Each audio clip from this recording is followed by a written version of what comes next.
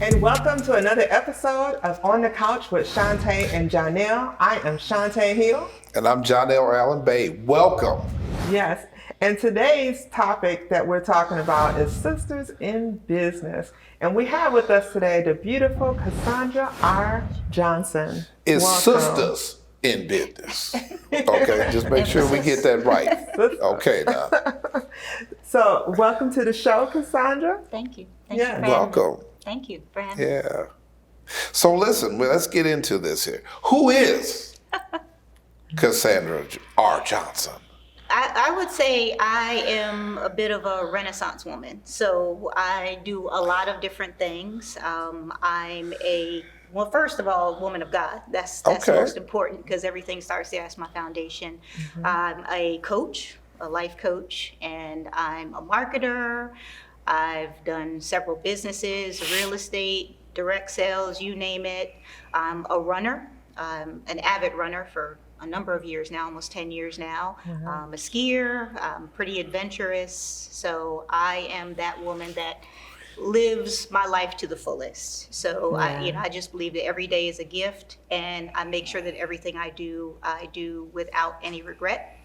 So that's pretty much who I am. That's definitely a Renaissance woman. It definitely is, because I've seen a lot of things after your name. I've seen an MBA, CPC, Yeah. ELI, and MP. Well, that's all one, ELI, MP. Oh, okay. But yeah, so I'm a certified professional coach. That's the CPC. Okay. I have my MBA from Duke University, so that's my MBA. And then the ELI MP is Energy Leadership Master Practitioner. So that was an additional certification I got with my coaching. Okay. Well, welcome. Welcome. So tell us more, tell us about the Destined to be Great coaching, because you mentioned you being a coach. Right. Yeah, I've been a coach now a little over a decade. Okay. And so Destined to be Great coaching is my coaching business, which I started with my mom. Okay. And so it is a business that is really about helping professional women not only live their best life, but very busy women, helping them really create a life harmony plan, if you will. You hear a lot of talk about life balance, and I think I kind of changed that a little bit to life harmony, because life balance feels very two-dimensional. Okay. And so your life is multifaceted. Yes. So when we help women who are extremely busy, and I know we all know some women who are doing the most, help them create that life harmony so that they can still be extremely successful in all areas of their life, but also take time for themselves. So that's what Destined to be Great. It's kind of taking where I was as a bit of a workaholic and moving into a place where you're choosing what you want to do, and still busy, but choosing what you want to do. So that's what Destined to be Great. Wow. Okay. So let's talk about what motivated you to get into coaching. I want to know, how you get this here? Yeah, What's the personal connection? Yeah. It's so funny because I've always been that person to give my friends and family support. Okay. That's And what we so hear. one of my girlfriends, who was a coach, and she said, you need to think about coaching, because essentially that's what you're doing. You're helping people Right. be better.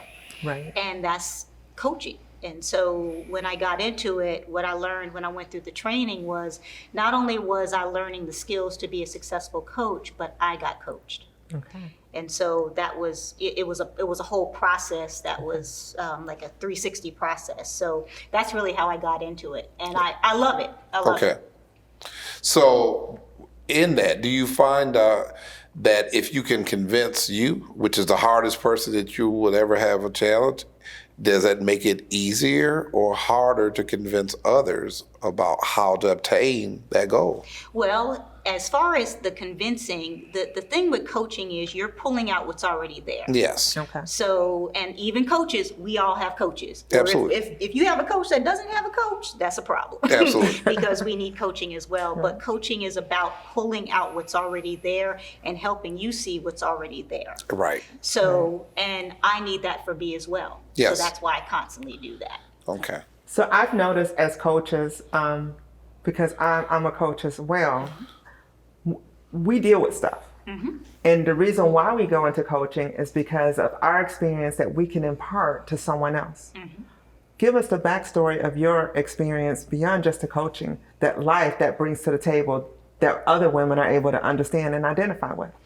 Yeah, I think getting back to, and I know we're going to talk about Superwoman, but getting back to that woman that was doing the most, doing things for everybody else. You want to be successful, you want to get the degrees, you want to get all the credentials and be all this for everybody else. But at the end of the day, you need to determine, is that the best thing for you? So I've had several life happens moments where, you're up and everything kind of falls apart. And really knowing how to deal with that and work through that. The more you work on you, the easier it'll be for you to navigate through those times, because we know every experience is not going to be great, but it makes it easier for you to navigate through that. So that was my story. Everything was great at one point, and then everything kind of fell apart, and I learned to navigate through that through coaching. Okay. So we're going to go into a break, but I want you thinking about some things, when we come back. And one of the things is, which you alluded to about this Superwoman. We're going to get more into that when we come back.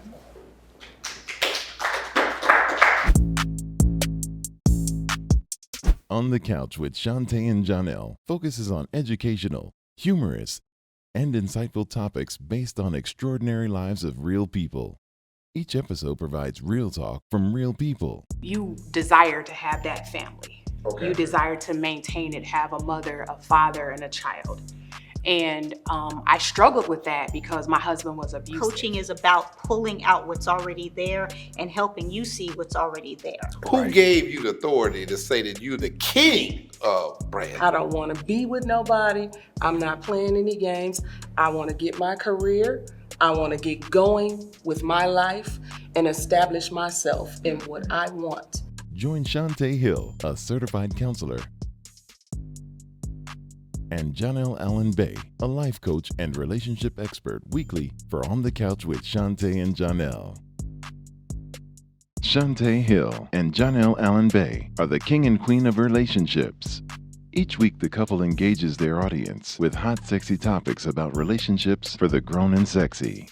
The show is interactive, fun, and real. Our next topic. I got drunk. Hold on.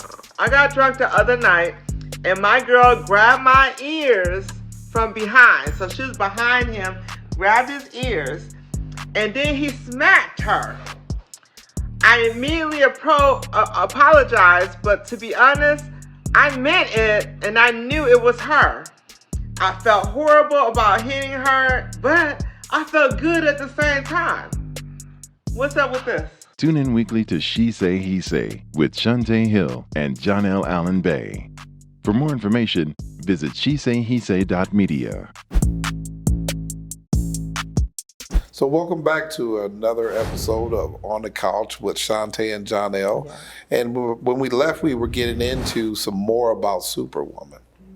So, Shuntai. Yeah, so what is a superwoman, even though I may know what it is?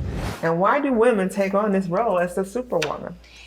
Superwoman, you're a superwoman, I'm a superwoman. I think any woman that really has a strong desire to be successful is a superwoman. Whether they define it for themselves or whether other people define it. Okay. They're wives, they're mothers, they could be single women, they have successful careers, they have businesses, they got a career and a business, they got a lot of different things going on. They're that person that is trying to be everything to everybody. Right. And what I find with superwomen, we have to be careful because we give so much to everybody else. So much. We give all of us to everything that we do to help others, and we don't leave anything for ourselves. So the superwoman, it's okay to want to be successful and do all these great things, but you also have to take care of yourself. And that is so important. In that process, we miss that. Right. So why do we tend to take on this role, to do all these things? Where's that expectation coming from? Is it within, or is it that other people just naturally think we're supposed to do all this stuff? It's a combination of the two, because I think as women, we're nurturers. So nurturers by nature want to help and take care of everybody else. And then also it's that expectation, and we have a hard time saying no. We have a hard time not doing something because we want people to be happy with us. We want to make sure that we satisfy other people. But again, in the process, we end up giving too much. Giving too much. So Johnell, what do we need to do when that happens? Well, I think that some self-help or self-care, take some time out for yourself, sisters. No, but seriously, when we talk about that, is that just a woman thing, or do men get caught up in that situation too? I think men get caught up in it as well. So it's a human thing. It's a human thing. Yeah. It's a human thing. I think women tend to take on more in terms of taking care of everything, the family, their friends, all of that, in addition to the job and all of that. But I do think it's both. Right. But I think women, because of that nurturing spirit, we Definitely tend to do that more. And Right. I was going to say, I think sometimes that when they say Superwoman, when we refer to women and all the stuff that we do, it's more of a negative, and when they say Superman, it's more of a positive because men are expected to take on all those roles. I agree with that. I agree with that, and so that's why I asked the question: is that both? It is a human nature thing, but yet it's looked at differently from different lenses. We see it differently because there's the expectation that you got to be super, right? To be able to be on top, and so. In doing that, in you living that lifestyle, what keeps you protected? What keeps you where you're not vulnerable to the burnout or to a point where you just like, it's just too much? What do you do? Well, as I was mentioning earlier, I run. So that's my outlet. Okay. And it is important for everybody to have an outlet. And find I don't care what it is. It doesn't have to be running, but you need to have that outlet. I think the other thing is, as I've kind of evolved as a woman, I'm living more for me. So as I tapped into my own purpose and passion, I'm living more for me versus living to please others. Okay. Right. So my mom will tell you, she's like, you're still very busy. I said, but the difference now is that I'm busy doing everything that I want to do. Okay. Right. Yeah. Versus everything that other people expect me to do. So it brings us to the next point about setting boundaries. Why is setting boundaries so important? Because people will suck the life out of you. They will consume a lot of your time if you allow them. So boundaries is about, not taking on things that you don't want to do. Is that girlfriend that asks you for that favor that you don't want to do it, but you say yes out of obligation. It's being able to say, you know what, I really just don't want to do it, or just say no. Right. And you have to set boundaries, because if you don't, that's where you will lose a lot of your time. So is it safe to say, is it easier to set boundaries outside of the house than in the house? Because when you're in a household and people are looking at you for, you're the responsible one, to say no there is different. It's something that it makes you feel guilty.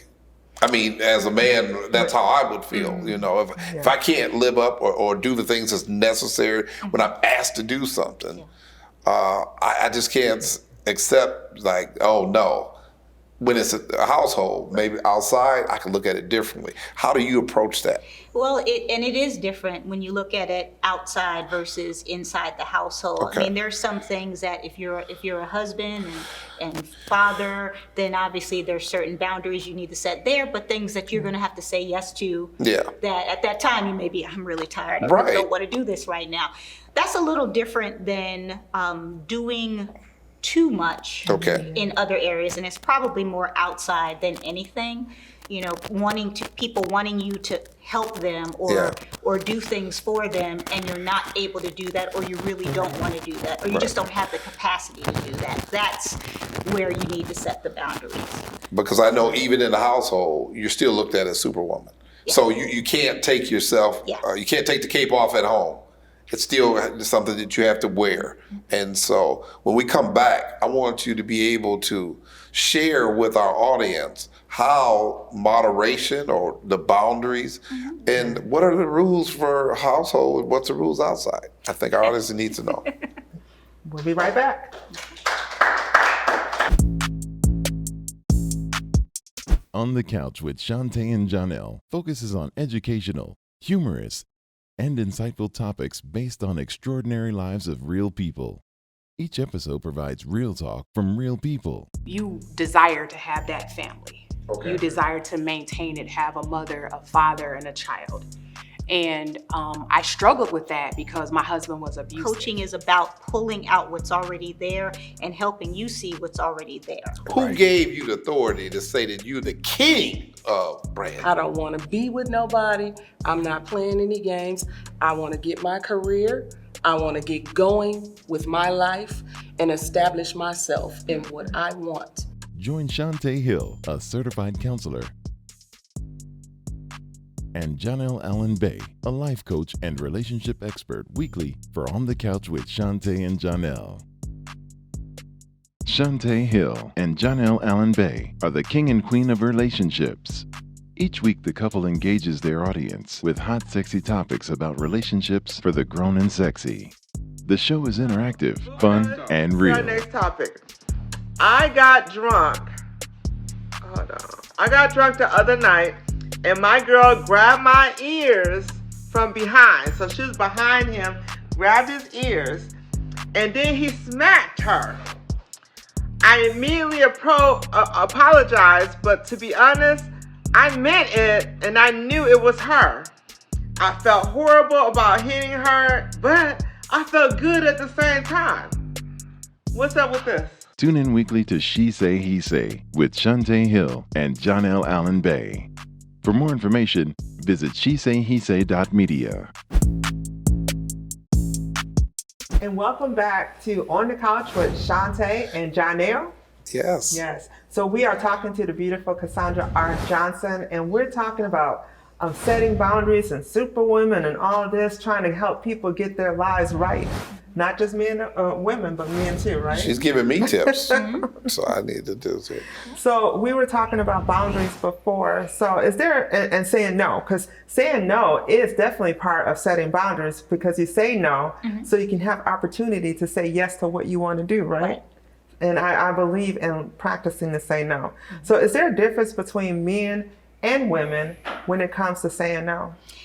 Yeah, I think there is a difference, because I think women have a harder time saying no. That's that nurturing spirit. That's that wanting to take care of everything. So I think women have a harder time saying no. And the other thing that I found as a woman and then working with women is that women always feel they have to explain. There's always a no followed by, I can't do it because of this. And so I said, I work with clients to help them really just, you don't have to tell all your business. You don't have to tell what's going on. And I'll give you an example. I actually had a coaching client that needed some of my time off of our normal schedule. I had some time for her. And again, gave her a very clear time frame. And then once we were on our call and we finished, I had to basically, okay, well, I'm on to my next appointment. Well, that appointment was dinner with my girlfriends. Okay. She didn't need to know that.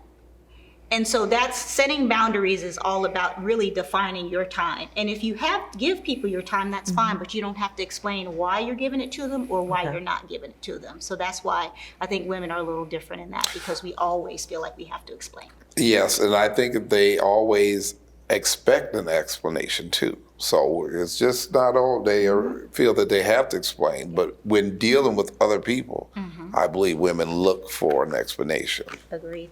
So as women, do you think we tend to overshare? And that's part of being with the boundaries as far as going too far to the right. Yep. Okay. Yep. And that opens up the opportunity for people to judge you.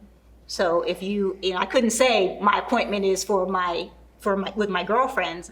But again, people sometimes they will decide how they're going to use your time. It's important for you to decide and show them that this is how I choose to use my time. It's okay if you don't like it. Right.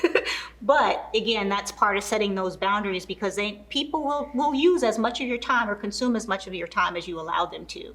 And it's important for you to say, nope, you can't do that.